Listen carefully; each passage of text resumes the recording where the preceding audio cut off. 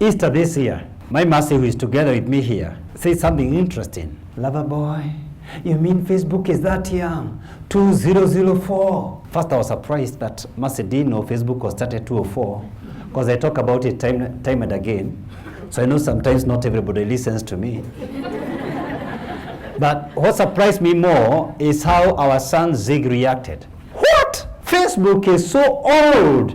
2004. You see, the boy was born 2007. His world began 2007.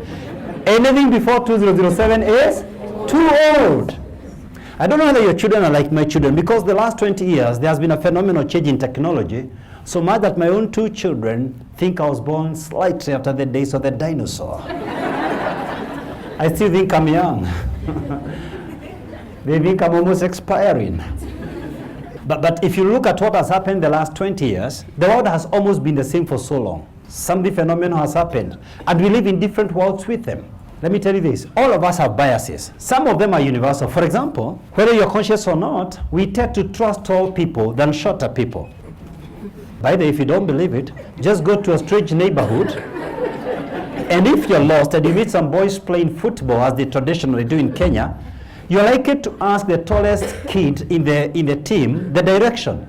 That boy could be the dumbest kid in the team.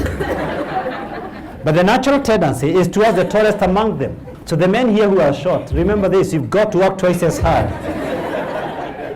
That's the truth. We have a natural tendency of trusting attractive people much more. An extremely, exceptionally, extraordinarily attractive woman in the streets of Nairobi will easily con anyone by asking any man for directions. Very few men will escape if she's a crook.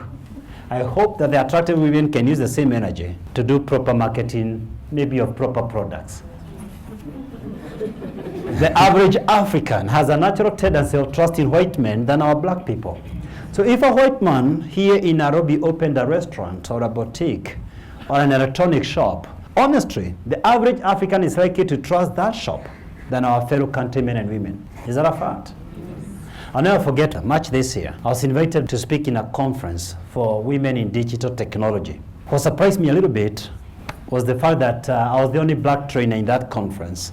All the other trainers were of Caucasian origin. I have no doubt in my mind that all the other trainers were very qualified. However, during tea break, I interacted with a couple of women, and three of them separately asked me, "We hope you're staying the whole day," because I was opening the conference. I was the keynote address speaker. And one of them actually got so emotional, she had to be taken away. I had to talk to her on the side because she said there's something she connected with my speech. This was a business speech. And some of the mistakes she had done, she was able to connect with that. And she was saying, look, I wish you continue. The only reason is this.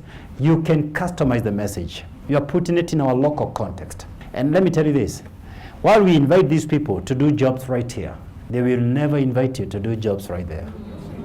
And that's why Africans, we need to start celebrating our very own.